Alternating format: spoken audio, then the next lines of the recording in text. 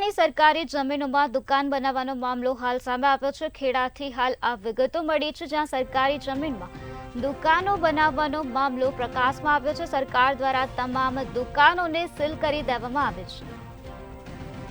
નડિયાદ બાળ રિમાન્ડની જમીનમાં દુકાનો બાંધવામાં આવી હતી। દુકાન ખરીદનારાઓને 10 દિવસમાં જવાબ રજૂ કરવા માટે નોટિસ ફટકારવામાં આવે છે। ત્યારે રૂપિયા 20 થી 22 લાખમાં દુકાનોનું વેચાણ કરવામાં આવ્યું હતું। તો રિમાન્ડ હોમના જવાબદારોની મૌન મંજૂરીથી આ સમગ્ર કૌભાંડ આચરવામાં આવ્યું હતું। સરકાર દ્વારા તમામ દુકાનોને હાલ સીલ કરી દેવામાં આવે છે। નડિયાદમાં બાળ રિમાન્ડની જમીનમાં દુકાનો બાંધવામાં આવી હતી। દુકાન ખરીદનારાઓને 10 દિવસમાં જવાબ રજૂ કરવા માટે નોટિસ ફટકારવામાં આવે છે।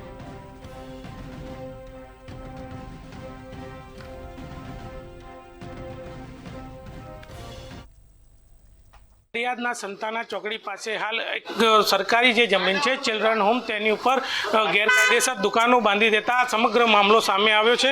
ત્યારે વાત કરીએ નડિયાદની, ત્યારે ચિલ્ડ્રન હોમ ઉપર અત્યારે 14 દુકાનો જે ગેરકાયદેસર બાંધવામાં આવી છે, જેને કારણે અત્યારે હાલ કલેક્ટર દ્વારા સમગ્ર મામલો અત્યારે સામે આવ્યો છે અને કલેક્ટર દ્વારા આ 14 દુકાનો સીલ કરવામાં આવી છે અને જે દુકાનદાર છે તેમને નોટિસ ફટકારી અને 10 દિવસમાં સમગ્ર મામલે જવાબ આપવાનું કલેક્ટર દ્વારા કહેવામાં આવ્યું છે। ત્યારે અત્યારે હાલ સમગ્ર મામલો કલેક્ટર પાસે છે। ત્યારે હવે જોવાનું રહ્યું કે કેવી કાર્યવાહી આગળ કરવામાં આવશે। ખેડાથી ભાવેશ શર્મા, મંતવ્ય ન્યૂઝ।